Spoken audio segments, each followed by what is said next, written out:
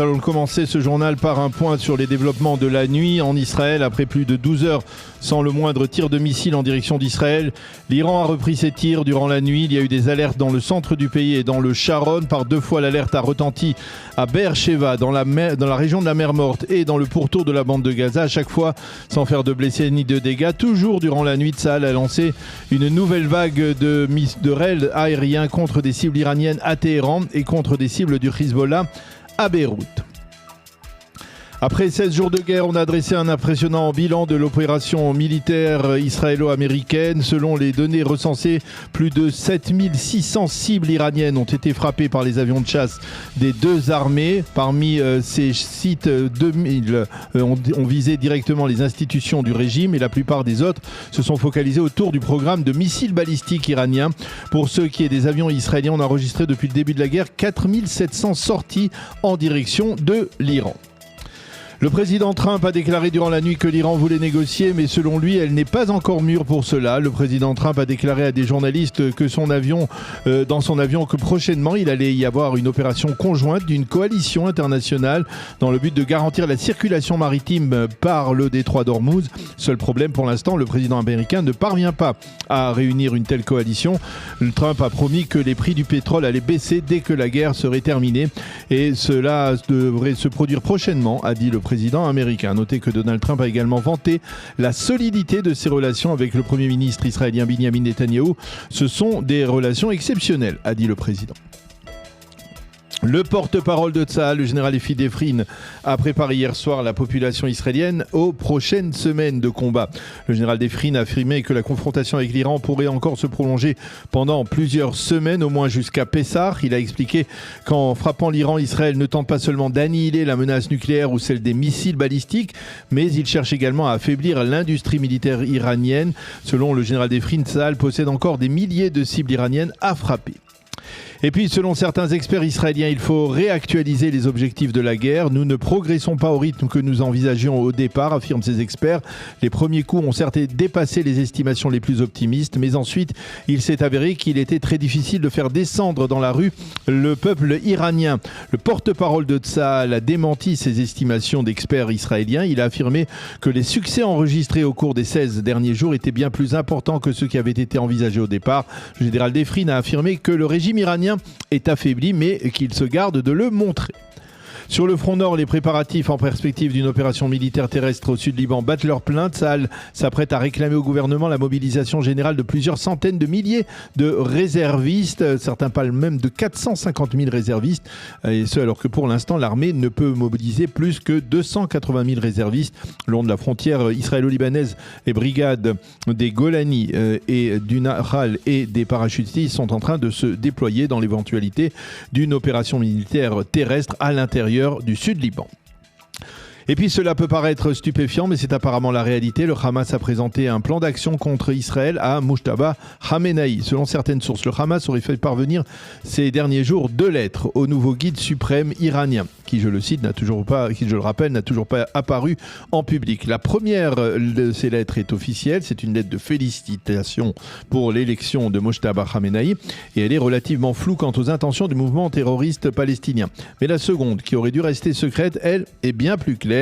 Et dans cette lettre, le mouvement terroriste palestinien affirme qu'il ne renoncera jamais à son objectif, la destruction de l'État d'Israël, et par conséquent, il n'a pas l'intention de déposer les armes et ni de renoncer à ses capacités militaires. De même, le Hamas appelle le nouveau guide suprême iranien à réactiver les proxys iraniens dans le même objectif de frapper et de détruire Israël.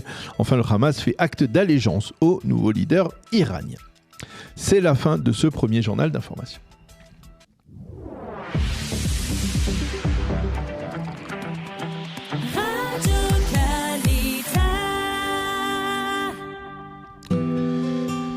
Une page météo pour compléter le premier journal d'information. Le temps sera couvert à partiellement nuageux avec des températures basses pour la saison. Il fera 14 degrés aujourd'hui à Jérusalem, 19 à Tel Aviv, Ashdod, Natania et même Be'er-Sheva et 24 degrés à Eilat.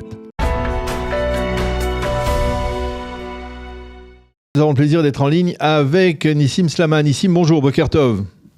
Bonjour Bokertov, comment allez-vous? Nous, ça va très bien. Ça fait longtemps qu'on ne s'était pas parlé. On avait besoin d'un peu de votre appréciation, à la fois, on va dire, de militants politiques, mais également d'officiers de l'armée israélienne. On est après 16 jours de guerre, très exactement, avec une confrontation contre l'Iran, mais aussi une confrontation qui semble se développer contre le Hezbollah. Est-ce que vous pensez, comme l'expriment certains éditorialistes dans la presse israélienne de ce matin, que le moment est venu de régler son compte une fois pour toutes au Hezbollah, et la question que je vous pose, est-ce que c'est véritablement possible, ou finalement on remarque, comme c'est le cas pour le Hamas dans le sud, eh bien, que le Hezbollah parvient toujours à rebondir sur ses pieds, retomber sur ses pattes et se renforcer malgré tout, comme on l'a vu au cours des 15 derniers mois, c'est-à-dire depuis le cessez-le-feu du mois de novembre 2024. Ok, je pense qu'il faut diviser les choses en deux. D'abord, pour le Liban, est-ce qu'il faut le faire tout de suite? Non, d'abord, il faut finir avec l'Iran. L'Iran est beaucoup plus important. Au bout du compte, l'Iran, c'est là. Il faut imaginer en fait comme une sorte de pieuvre avec des tentacules. Quand on coupe la tête, c'est plus important que couper un des bras de la tentacule. Au bout du compte, le Hezbollah n'est fort que parce que c'est un proxy de l'Iran, parce qu'il reçoit de l'argent de l'Iran, il reçoit des entraînements de l'Iran, il reçoit des armes de l'Iran, etc. Donc l'Iran est beaucoup, beaucoup plus important. Donc c'est important pour l'instant que, par exemple, l'armée de l'air, pour l'instant, est concentrée sur l'Iran. On n'a pas assez d'avions pour attaquer les deux en même temps ou les attaquer de manière effective. C'est ce qui se passe aujourd'hui, mais il y a beaucoup, beaucoup moins d'attaques sur le Liban que, par exemple, dans toutes les opérations précédentes. Ça, c'est sur le court terme. Non, si on parle du long terme, c'est-à-dire dans quelques semaines, après qu'en Iran, on ait fini le boulot et qu'en Iran, on donne la possibilité au moins aux opposants du régime de le remplacer, ce qui est au bout du compte l'objectif le plus important. On ne peut pas nous le faire, mais on peut donner la possibilité aux Iraniens de le faire par eux-mêmes. Oui, il faut à tout prix enlever le Hezbollah du sud. Maintenant, le Hezbollah, c'est 1 million de chiites en Liban. C'est pas quelque chose qu'on peut faire de manière... C'est comme vous avez donné un bon exemple, comme le Hamas à Gaza, qui est basé sur la population. Mais ce qu'on peut faire, c'est l'éloigner au maximum donc de la frontière actuelle d'Israël et de s'implanter sur la frontière naturelle d'Israël de la Galilée, qui est le Litanie. Ce qu'il faut, et c'est ce que les gens proposent aujourd'hui, et ce qui est des bonnes propositions à mon opinion, c'est de monter vers le nord jusqu'au Litanie, de vider toute la région sud du Liban entre la frontière actuelle d'Israël et le Litanie, et d'avoir une nouvelle frontière israélienne sur le Litanie, qui est la frontière naturelle d'Israël. Le fait que la frontière est aujourd'hui placée là où elle est aujourd'hui, c'est pour des raisons historiques que les Anglais et les Français ils ont réglé entre eux une frontière. Mais au bout du compte, au niveau historique, la frontière naturelle d'Israël, c'est le Litanie. Et il faut être sur le Litanie. Donc on doit vider la population entre la frontière actuelle et le Litanie, se poser sur le Litanie, et de là on a un buffer, on a une zone entre là où les Israéliens habitent jusqu'à aujourd'hui, et le Hezbollah qui peut attaquer peut-être avec des missiles balistiques, mais il ne les aura pas puisqu'il sera déjà séparé de l'Iran. Rétroactivement, Nissim, ça veut dire que le cessez-le-feu de novembre 2024, il était prématuré, il aurait fallu continuer les combats à l'époque? D'abord, moi à l'époque j'étais contre le cessez-le-feu, et le problème c'est pas tellement le cessez-le-feu, c'est plus le fait que l'armée israélienne ait quitté totalement le Liban, à part 5 petits points, sans vraie contrepartie du Hezbollah. Non, a posteriori, c'est un peu difficile de dire est-ce que c'était bien, est-ce que c'était pas bien. Au bout du compte, il faut bien imaginer que le gouvernement, Netanyahou, le cabinet, ils ont énormément de balles à jongler. Donc peut-être qu'à l'époque, c'était de dire « Ok, je fais un cessez-le-feu sous la pression américaine, mais en échange, je reçois autre chose. » Il ne faut pas oublier qu'à l'époque, il me semble que c'était encore Biden, à la Maison-Blanche. C'était encore Biden à la Maison-Blanche. Donc on peut dire, par exemple, je dois faire un cessez-le-feu en contrepartie pour avoir des obus pour les tanks à Gaza, qui est plus important, ou pour avoir une contrepartie pour avoir les armes qui vont permettre demain de préparer une opération sur l'Iran. Donc, au bout du compte, il y a énormément de choses à prendre. Donc, c'est un peu difficile de dire a posteriori si c'était mauvais ou bien. Alors, je vais vous poser la question, Nissim, je vais vous poser la question autrement. Si on met sur une même balance, on va dire d'un côté une opération qui viserait à affaiblir au maximum le Hezbollah d'un côté, et peut-être de l'autre côté un cessez-le-feu, parce qu'on parle de rumeurs de cessez-le-feu, de négociations, de cessez-le-feu, même d'accords de non-belligérance entre Israël et le Liban, d'accords de reconnaissance par le Liban de l'État d'Israël, même d'accord de paix. Il y a un plan français qui circule. On ne sait pas trop bien, on ne connaît pas les tenants et les aboutissants de ce plan, mais est-ce que si on met dans la même balance ces deux options, qu'est-ce que vous choisissez? Ça dépend de quel cessez-le-feu on parle. Ça dépend quelles sont les conditions.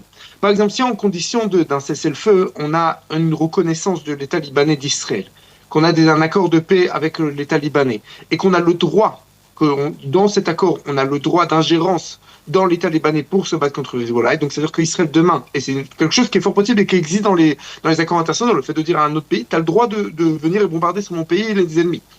Dans ce cas-là, ça pourrait être une bonne idée. D'un côté, si c'est un cessez-le-feu qui est le même cessez-le-feu que la dernière fois, où c'est juste, bon, on fait pouce pour l'instant, mais après on peut continuer, ça dépend. Est-ce qu'on peut vraiment continuer après? Est-ce qu'on ne peut pas continuer après?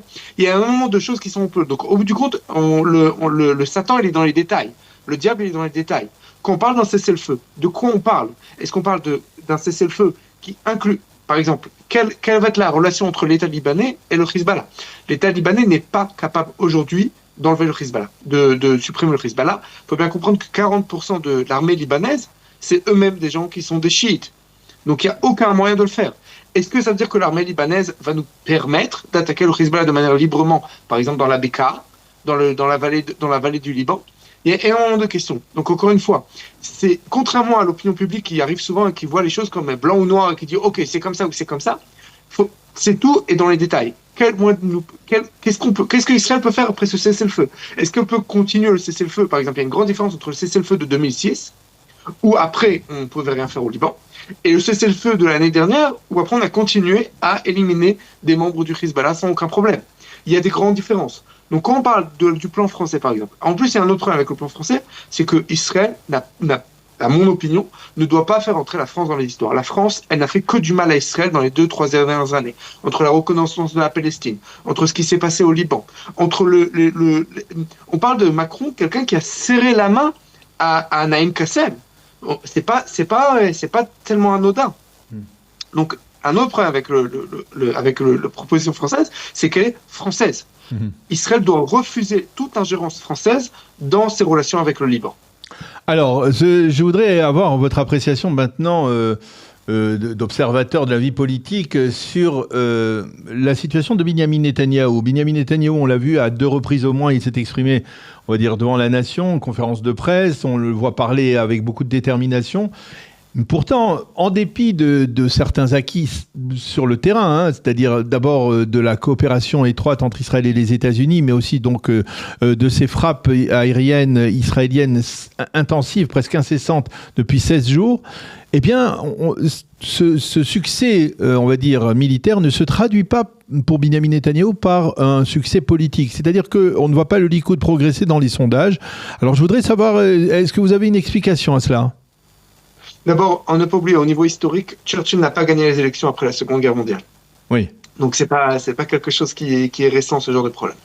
Et quand je regarde l'opposition qui s'oppose à Netanyahou, et donc, au bout du compte, il n'y a personne qui passe d'un camp à l'autre, je vois 3 raisons principales. La première raison, c'est évidemment les gens qui sont contre Bibi. Vous savez, les Raklo Bibi en hébreu, ceux qui sont totalement contre, opposés. Même si demain, il amène le Mashiach, et le Messie, ça ne marchera pas, ils seront toujours contre lui. Donc ça, c'est d'un côté. D'un autre côté, il y a une partie de l'opposition qui, au bout du compte, on en a marre des guerres. Vous connaissez tous c'est quoi la stratégie de sortie de la guerre? Oui. C'est quoi le pied politique pour finir? Vous avez tous les machins. On est dans une guerre. Dans une guerre, tu ne connais pas la stratégie de fin. Avant de commencer, tu rentres dans la guerre pour changer la situation qui existe. Donc tu ne peux pas savoir ce qui va se finir à la fin. Donc ça, c'est la deuxième opposition. Énormément d'Israéliens qui en ont marre des guerres, qui en ont marre et qui comprennent et qui disent ok, et qui cherchent à tout prix, on veut vivre comme si on était en Europe, parce qu'ils ne comprennent pas que l'Europe aussi va droit dans le mur pour l'instant. Et la troisième raison, et celle qui peut vraiment, la seule qui peut vraiment faire bouger les choses, les gens qui auraient pu voter pour le Likoud, auraient pu voter pour Bibi, c'est un autre problème, c'est le problème de l'alliance entre Bibi et les ultra-orthodoxes. Et l'alliance entre Bibi est, on va dire, une sorte de gauche économique, qui est même à l'intérieur du Likoud. Par exemple, je parle des gens comme Gouetta ou ce genre de membres de la Knesset qui sont vraiment à gauche au niveau économique. Quand on parle de gauche au niveau économique, c'est des gens qui protègent les cartels, qui font en sorte que la vie est très chère en Israël et ce genre de choses-là. Maintenant, ces gens-là qui votent pour l'instant pour l'opposition, ils disent ok, moi j'aurais bien voté pour Netanyahou, mais le problème c'est que si je vote pour Netanyahou, c'est-à-dire que je vote aussi pour les partis ultra-orthodoxes. Ces partis ultra-orthodoxes qui représentent une population qui, dans les chiffres, on peut ne pas être d'accord au niveau idéologie ou au niveau de sa foi, mais dans les chiffres, ne prennent énormément d'argent de l'État, donc ça veut dire qu'on paye des impôts pour eux, et de l'autre côté ne contribuent absolument rien, ni au niveau de la sécurité d'Israël, ni au niveau des finances israéliennes, de l'économie israélienne. Ces gens-là qui grandissent de plus en plus parce qu'ils font énormément d'enfants, Baruch Hashem, grâce à Dieu, mais le fait est qu'ils font énormément d'enfants qui ne vont pas à l'armée, qui participent pas à l'économie, une économie moderne israélienne. Et donc, si moi je suis un votant et que je dis, écoute, mon grand problème, c'est que je regarde Israël et que Israël au niveau économique et au niveau sécuritaire va dans le mur parce qu'il y a une population qui devient de plus en plus grande et qui ne participe pas. Donc je ne vais pas voter pour quelqu'un que je sais qui fait un bloc avec eux, que je sais qui va rentrer dans une coalition avec eux et que je sais que maintenant là il est en train de leur donner de l'argent et qu'il leur verse des milliards à ces gens-là. Donc ça veut dire concrètement que ce n'est pas, c'est-à-dire la guerre, un succès militaire ne garantit pas la réélection de Benyamin Netanyahou. Pas du tout. On voit dans les chiffres et dans les faits que personne ne passe d'un camp à l'autre. Oui. Que personne ne change sa décision de voter, ses intentions de vote. Non, il faut bien encore voir. Maintenant, on n'est pas encore aux élections. Peut-être qu'aux élections, il va y avoir un nouveau parti. Un nouveau parti qui va dire, moi, je veux ça et ça. Je veux m'occuper du problème des ultra-orthodoxes, c'est-à-dire de le faire rentrer dans l'économie et dans la sécurité, ou ne pas leur donner autant d'argent. Okay.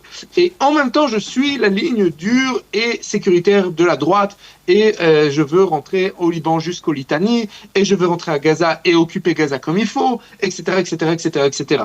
Non, cette option pour l'instant n'existe pas. N'existe absolument pas. Donc les gens sont obligés de choisir entre plusieurs... Qu'est-ce qui est le plus important pour eux? Est-ce que le plus important pour eux, comme des gens comme moi, ça va être la suprématie de la Cour suprême et donc la tyrannie de la Cour suprême? C'est mon opinion, par exemple. Est-ce que le plus important pour eux, ça va être le problème des ultra-orthodoxes?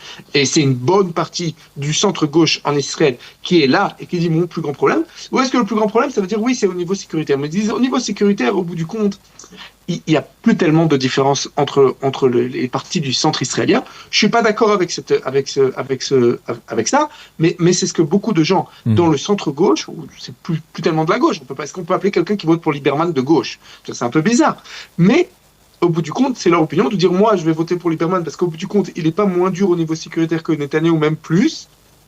Et de l'autre côté, il ne verse pas énormément d'argent aux ultra-orthodoxes. Voilà. Donc c'est ça qui fait en sorte que les gens ne votent pas et ne changent pas leurs intentions de vote. Alors c'est une vraie tragédie. C'est une vraie tragédie à mon opinion. C'est très intéressant votre appréciation de cette situation politique. Je voudrais terminer notre entretien avec une réaction de votre part à ce qui s'est passé la semaine dernière avec la décision du procureur militaire général de fermer le fameux dossier de Sdeteman, de ces accusations qui ont été portées contre des soldats israéliens de la force 100 qui auraient, on va dire, eu des attouchements avec contre un terroriste du Hamas qui était emprisonné sur place. Finalement, le dossier a été fermé après que cette vidéo qui était diffusée par la chaîne 12 de la télévision israélienne ait été vue plus de 100 millions de fois dans les réseaux sociaux. Quelle est votre réaction à ce sujet?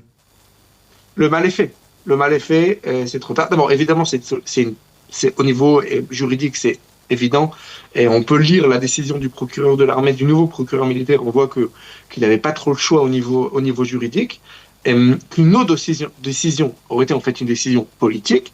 Mais d'un côté, le mal a été fait. La vidéo a été diffusée des centaines de millions de fois dans le monde entier. Au contraire, le fait est que la procureure générale de l'armée a été arrêtée.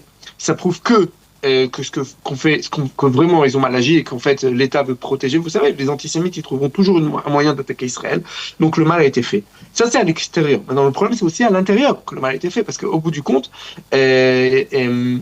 cette ancienne procureure générale, son dossier est passé chez Guy Limon, qui est le procureur de l'État, qui est un membre total vous savez, de cette junte qui est au pouvoir, qui est un membre total de ces gens-là qui tiennent le pays dans leurs mains et qui, même en l'encontre de la loi, et on voit que ça ne se passe rien, que des actions de police qui auraient dû se faire de manière automatique, par exemple, le jour même, on avait parlé du téléphone, qu'on avait retrouvé dans la mer, etc., n'ont pas été faits, et qu'on voit que cette affaire continue et qu'il ne se passe rien derrière, qu'il ne se passe absolument rien derrière, et que ça reste au niveau juridique, qu'on reste dans un problème, dans un imbroglio juridique, tant qu'au bout du compte, on ne fera pas de vraies réformes qui concernent la Cour suprême, parce qu'au bout du compte, c'est la Cour suprême qui est au-dessus de tout ça, et c'est la Cour suprême qui peut tout décider, qu'on voit qu'on a un président de la Cour suprême qui dit de manière claire, il y a une réunion de juges des cours d'appel.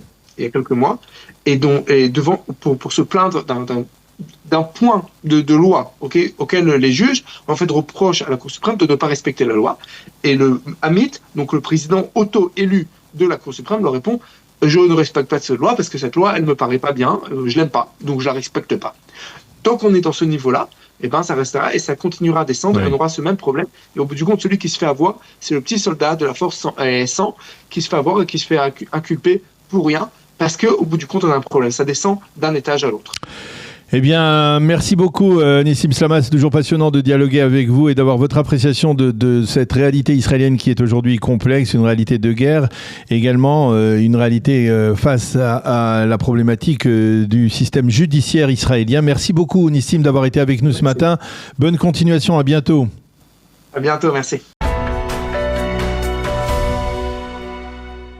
Nous avons le plaisir d'être en ligne avec Didier Idjadi. Didier, bonjour.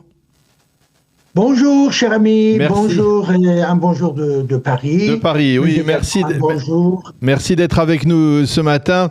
On vous a vu sur certaines images hier lors d'une manifestation qui s'est tenue au Trocadéro de soutien au peuple iranien. Vous êtes vous-même professeur de sociologie et opposant au régime actuel, bien entendu, en Iran.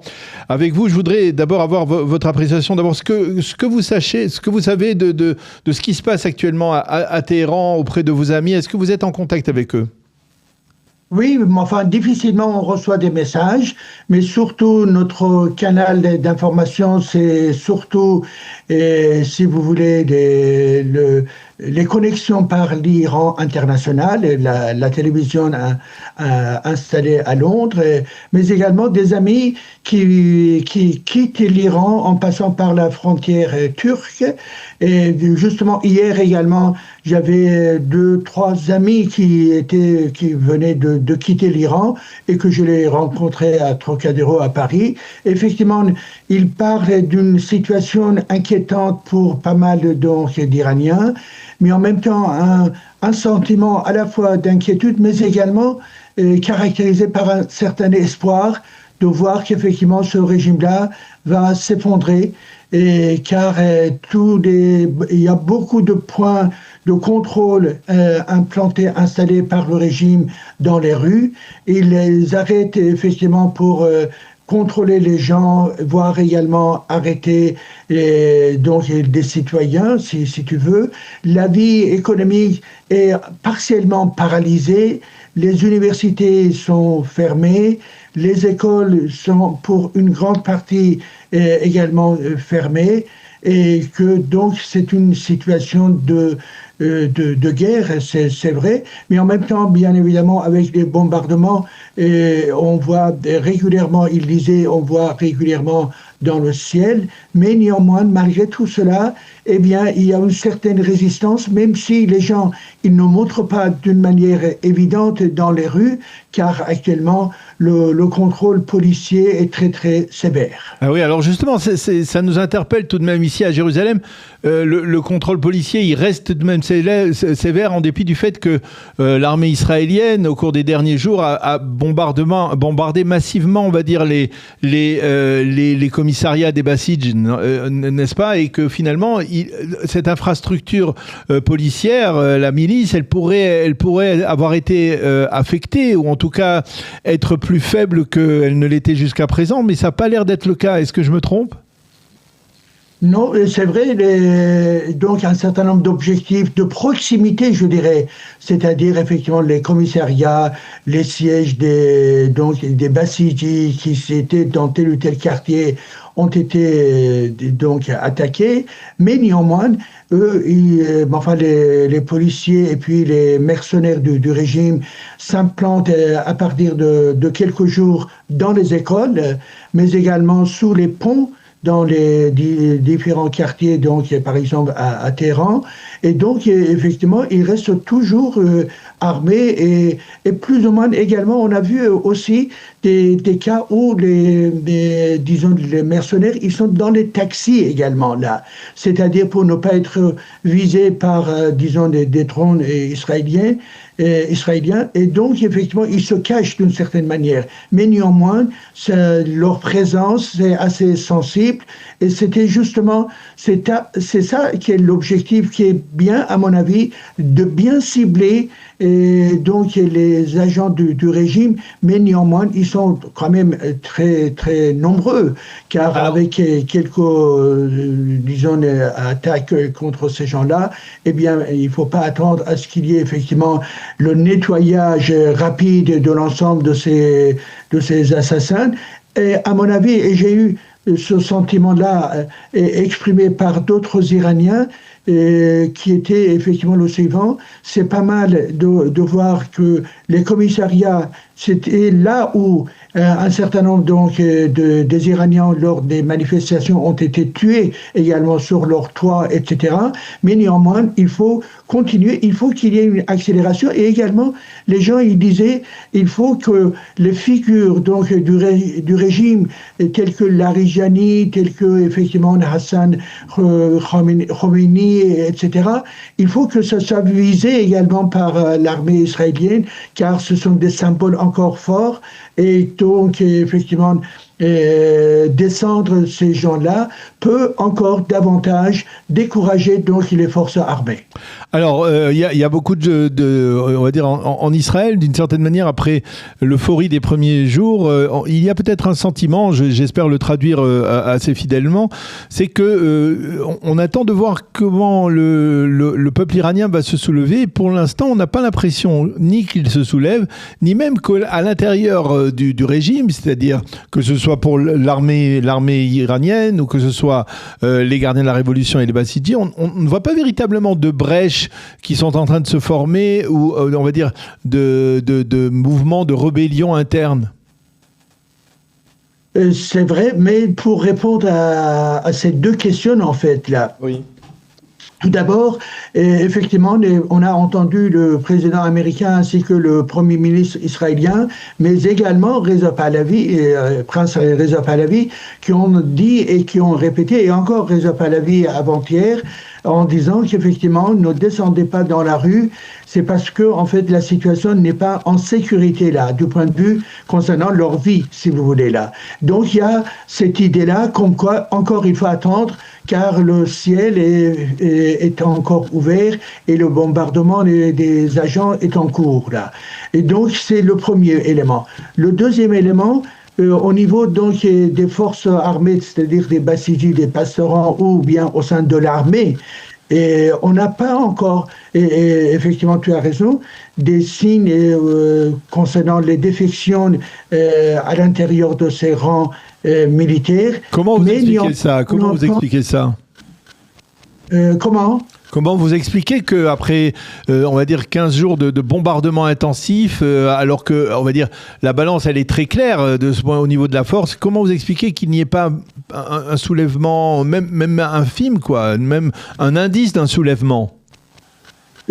À mon avis, c'est encore, pour la population, c'est un peu, je dirais, entre guillemets, normal. C'est parce qu'en fait, ils ne se sentent pas encore en sécurité par rapport aux tirs, effectivement, des mitraillettes et des pastarans, car ils sont encore véritablement présents dans les rues et dans certains quartiers là. Mais du côté, effectivement, des forces armées, j'ai entendu depuis hier également, car Reza Pahlavi avait évoqué qu'il y a également des brigades donc armées qui dépendent de lui, et ils ont commencé un certain nombre d'actions. Donc je vais rester prudent, car je n'ai pas beaucoup d'informations. J'ai eu la première information hier soir, et donc il est possible qu'il y ait désormais effectivement non seulement des bombardements des cibles concernant les Bassidji et les pastarans de la part donc des drones israéliens, mais également qu'il y ait l'entrée en action par quelques commandeux, je dirais, qui dépend effectivement de Reza Pahlavi, et que ça pourrait donc déclencher un mouvement un peu plus important pour qu'il y ait des défections. À propos de Reza Pahlavi, j'avoue, c'est une appréciation, on va dire, personnelle, peut-être qu'elle n'est pas tout à fait fidèle à la réalité, mais dites-moi, j'ai le sentiment que Reza Pahlavi, on sait qu'il est là, mais il ne fait pas, on dirait, il ne se met pas en avant suffisamment. Par exemple, on n'a pas entendu véritablement Reza Pahlavi présenter une sorte de gouvernement de transition qui pourrait rassembler toutes les minorités ethniques qui composent la population iranienne. On le voit pas. On le voit dire ne descendez pas encore dans les rues, mais on ne le voit pas véritablement porter ce mouvement. Est-ce que je me trompe ? Non, il y a à peu près 2 jours, il a annoncé qu'effectivement tout est en place pour la gestion de ce moment de transition. Donc il a effectivement évoqué la composition effectivement d'une équipe. Et il a parlé d'une équipe qui est déjà formée et elle est prête, si vous voulez, là. Mais c'est vrai qu'encore on attend à ce qu'il y ait plus de visibilité pour provoquer un mouvement, encore de sympathie plus vaste. Mais néanmoins, ce que je vois ici, par exemple, à Paris, régulièrement, il est en relation, effectivement, avec pas mal d'Iraniens également, des discussions avec à la fois des minorités ethniques, mais également avec des personnalités politiques, culturelles, associatives, etc.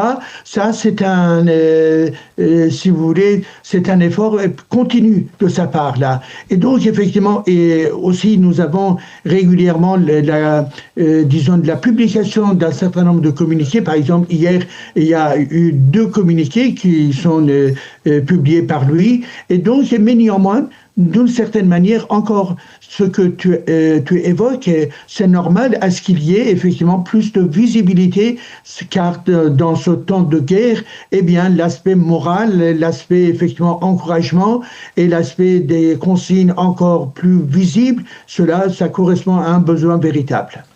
Eh bien, Didier Idjadi, merci beaucoup de nous avoir éclairé sur ce qui se passe actuellement en Iran et sur ce qui se passe également au sein de l'opposition dans la diaspora iranienne. Merci beaucoup. On espère que la prochaine fois qu'on se parlera, eh bien, le mouvement sera enclenché et que l'on apercevra, on va dire, le bout du tunnel pour l'opposition iranienne et pour le peuple iranien. Merci beaucoup d'avoir été avec nous ce matin. Bonne continuation. À bientôt. Merci à vous également, et j'anticipe également le 21 mars, c'est l'arrivée du printemps, et donc c'est Nowruz, Jashn Nowruz, et donc dès maintenant, effectivement, aux Iraniens israéliens, eh bien, je présente également mon message, mes félicitations, et malgré la guerre, il faut effectivement ne pas oublier la joie et la force pour pouvoir effectivement continuer ce combat contre ce régime barbare.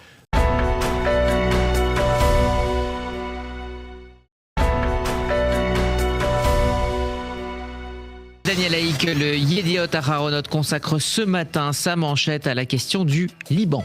Oui, effectivement, Rudy, entre un conflit de durée et un cessez-le-feu, la question libanaise est au cœur des interrogations. Le Yediot nous montre en première page ce matin une photo de 2 blindés israéliens qui sont en attente à la frontière entre Israël et le Liban, en attente d'entrer à l'intérieur du territoire libanais. Un responsable militaire du Front Nord a reconnu devant des réservistes de Tsahal que face au Hezbollah, la confrontation pourrait se prolonger jusqu'à Shavuot. Mais parallèlement, le Yediot Aharonot souligne que les informations sur des pourparlers en vue d'un cessez-le-feu entre Israël et le Liban et le Hezbollah pourrait se développer donc dans les prochaines heures et les prochains jours. Qu'écrivent les éditorialistes du Yediot à propos de cette justement question libanaise ? Nahum Barnea dans le Yediot Aharonot se penche ce matin sur la question libanaise et pour lui les choses sont particulièrement claires. Israël n'a pas besoin d'une reconnaissance du Liban. Israël n'a pas besoin de paix ou d'amour de la part de Beyrouth. Israël a besoin d'une seule chose, qu'aucun missile ne traverse plus la frontière israélo-libanaise vers le sud et cela le Liban n'est pas capable de le lui garantir, quels que soient les plans de paix que Emmanuel Macron veuille préparer et qu'il prépare actuellement. Même dans le même esprit, Davidi Ben Sion écrit ce matin dans le Yediot Aharonot, il y a des instants où une nation doit décider si elle doit continuer à vivre sous la menace permanente de missiles et du terrorisme ou bien si elle met fin à cette menace. Pour les habitants du Nord, l'heure a sonné et depuis longtemps. Avi Kalou enfin propose à Israël une double approche dans le dossier libanais, un point fermé contre le Hezbollah et une main tendue vers le gouvernement libanais. Le Maariv consacre lui sa page d'ouverture ce matin à la confrontation maritime que préparent les Américains dans le détroit d'Ormuz. Oui, selon le Maariv qui cite le Wall Street Journal, Donald Trump aurait décidé de former une coalition internationale qui garantirait la libre circulation des pétroliers et des cargos dans le détroit d'Ormuz. Les pays qui pourraient faire partie de cette coalition hésitent toutefois avant d'entrer en scène, avant la fin des hostilités en Iran. Et puis une estimation, selon des experts, le Qatar et le Koweït pourraient enregistrer une réduction de 14% de leur PNB si la guerre devait se prolonger. Alors que peut-on lire quant au Israël Hayom, On a choisi de se focaliser ce matin sur un front qu'on pensait apaisé, celui de la bande de Gaza. Oui, effectivement, le Israël Hayom titre ce matin, selon certains indices, le Hamas se renforce dans la bande de Gaza. Exemple, la brigade des Nourbot au centre de la bande de Gaza est totalement restaurée et les experts sécuritaires considèrent qu'un nouveau round de confrontation n'est plus qu'une question de temps.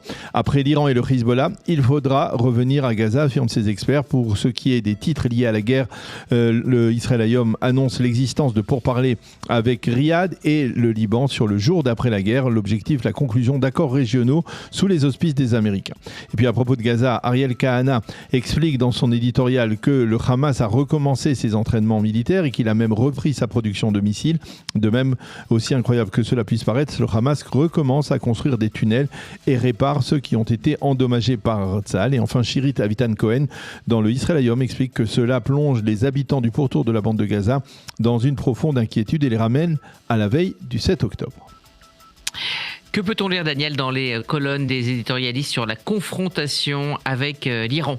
Yossi Yehoshua, le spécialiste militaire du Yediot Aharonot, écrit ce matin dans son estimation: sur les autres fronts, le public israélien mesure parfaitement la puissance des attaques. Mais en Iran, il n'y a quasiment pas de caméras et par conséquent, il est difficile d'évaluer l'ampleur des bombardements et l'importance des dégâts qu'ils ont causés. Pour Nadav Eyal, la guerre est devenue celle du détroit d'Ormuz. L'Iran tente de faire pression sur les États-Unis et contrôle apparemment le détroit, au moins une partie. Si la guerre se termine ainsi, écrit Eyal, Téhéran consolidera son statut de puissance régionale. Et c'est pourquoi les Américains ont compris qu'Ormuz, c'est désormais la priorité. Le Israël Hayom cite un ancien général, commandant des Marines américains, qui estime qu'il faudra que des forces terrestres se déploient dans le détroit pour permettre un retour à la circulation normale. Enfin, Meir Ben Shabbat, qui est l'ancien conseiller à la sécurité nationale israélien, appelle le public israélien à plus de patience. Il s'oppose à un allègement des consignes de sécurité car cela pourrait laisser penser que l'on approche de la sortie de crise, ce qui n'est pas encore le cas. Le Israël Hayom, toujours, nous éclaire ce matin sur un angle important, la guerre des bots iraniens contre Israël. Oui, c'est Shirit Avitan Cohen qui parle de ce que le Israël Hayom appelle le front caché. Une enquête révèle en effet que l'Iran a déployé un système impressionnant de comptes fictifs dans les réseaux sociaux. Ces bots ont un objectif: déstabiliser la société israélienne et la plonger dans une guerre psychologique prolongée.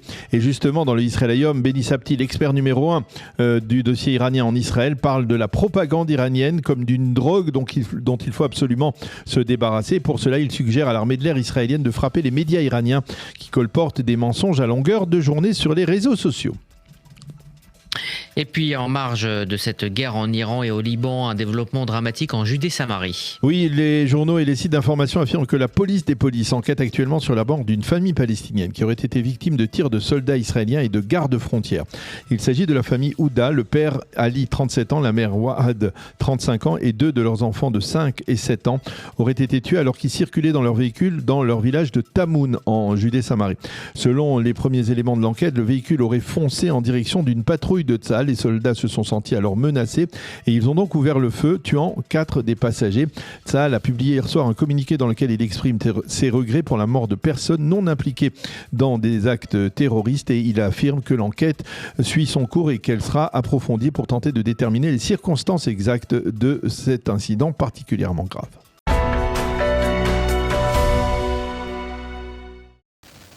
Depuis le début de la guerre entre les États-Unis, Israël et l'Iran, les affrontements ne se jouent pas seulement sur le plan militaire. Un autre front est en train de prendre de l'importance, le front économique du Golfe. Les Émirats arabes unis envisagent en effet de geler plusieurs milliards de dollars d'avoirs iraniens présents sur leur territoire. Une partie importante de ces fonds transite par Dubaï, qui sert depuis des années de plateforme financière et commerciale pour l'économie iranienne. Si Abu Dhabi décidait de passer à l'action, le coup serait sévère pour Téhéran. car la place financière de Dubaï constitue l'un des principaux points de connexion entre l'économie iranienne et les marchés internationaux. Et cette question concerne directement Israël. Depuis les accords d'Abraham, les relations économiques entre Israël et les Émirats se sont considérablement renforcées. Investissements croisés, partenariats technologiques, coopération financière, Dubaï est devenu une plateforme majeure pour de nombreuses entreprises israéliennes opérant dans la région. Autrement dit, ce qui se passe dans le Golfe a des conséquences directes pour Israël. Dans ce contexte, les frappes iraniennes dans la région prennent une dimension stratégique. Pour la première fois, des symboles clés de l'économie de Dubaï ont été touchés. L'aéroport international, le port de Jebel Ali et même la zone hôtelière. Les marchés financiers ont même été temporairement fermés, une mesure exceptionnelle pour les autorités émiraties. Le message de l'Iran semble clair, faire payer un prix économique aux partenaires d'Israël dans la région. Car toute la réussite de Dubaï repose sur une promesse simple, être un îlot de stabilité économique dans un Moyen-Orient souvent instable. Cette image a attiré banques internationales, investisseurs et entreprises du monde entier. Si cette perception de sécurité venait à être remise en question, les conséquences pourraient aller bien au-delà des Émirats. Toute l'architecture économique régionale dans laquelle Israël est aujourd'hui de plus en plus intégrée pourrait être affectée. Mais cette stratégie comporte aussi un risque pour Téhéran, car Dubaï reste l'un des principaux canaux pour lesquels l'économie iranienne reste connectée au commerce mondial.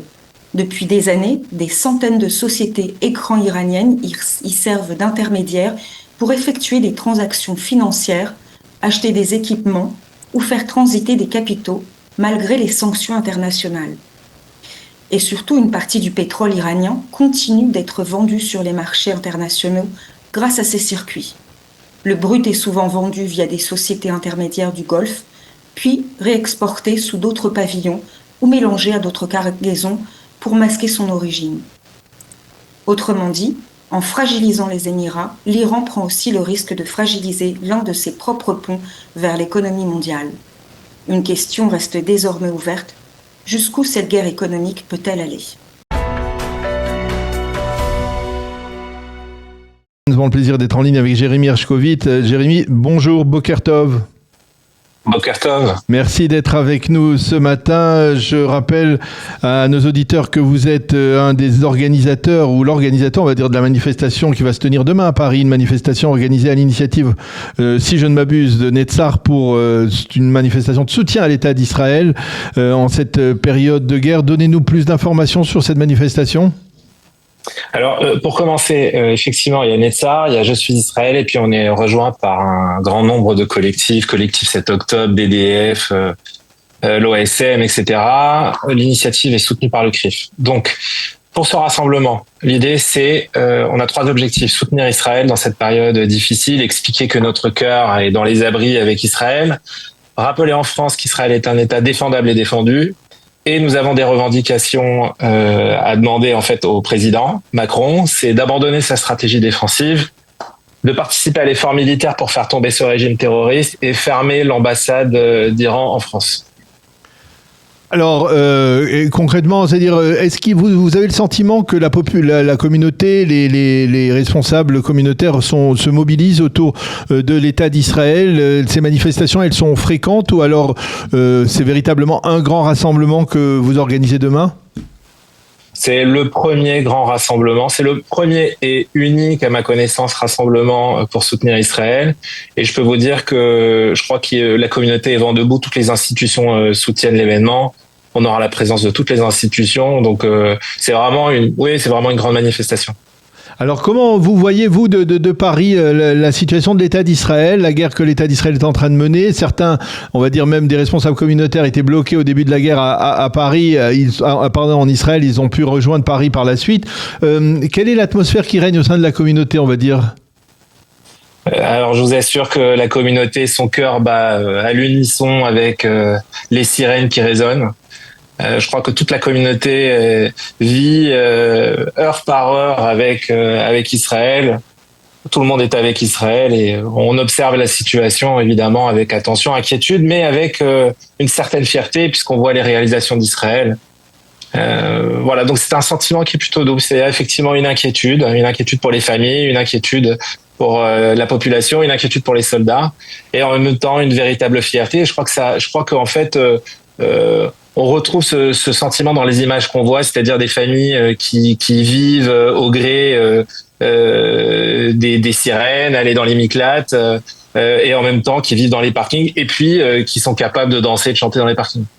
Alors, on parle beaucoup, depuis le début de cette confrontation, d'une résurgence de l'antisémitisme. Vous le sentez, vous, en France? Est-ce qu'il y a, on va dire, une accroissance du nombre d'actes ou de déclarations antisémites?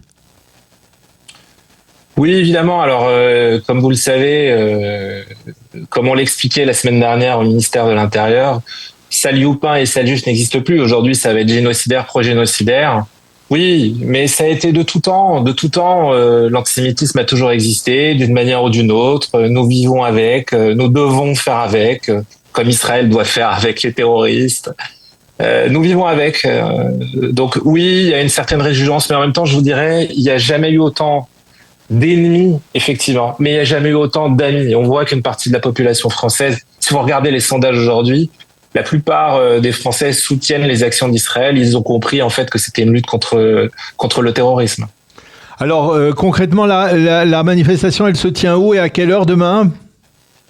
Alors elle se tient demain soir, mardi à 18h30, place Saint-Augustin, non loin de l'ambassade d'Israël. Ça, c'est un des symboles que l'on voulait porter. L'ensemble des collectifs seront là. C'est évidemment déclaré à la préfecture, donc on prend un maximum de mesures de sécurité et on soutiendra très clairement Israël et on déclarera nos revendications vis-à-vis de la France. Eh bien, Jérémy Hershkovitz, merci beaucoup d'avoir répondu à nos questions et de nous avoir donc informés sur ce grand rassemblement, le premier grand rassemblement de la communauté juive de France depuis le début de la guerre, il y a maintenant 17 jours. Merci et bien entendu, nous joignons à votre appel et on appelle bien entendu tous les auditeurs à se rendre à cette manifestation donc demain de soutien à l'État d'Israël. Bonne continuation, à bientôt, Jérémy. Merci. Au revoir. Au revoir. Voilà, il est très exactement 9h01 sur Radio Qualité. Nous terminons cette heure d'actualité. On se retrouve demain matin à 8h précise pour une nouvelle heure d'actualité. On vous souhaite bien entendu de passer une journée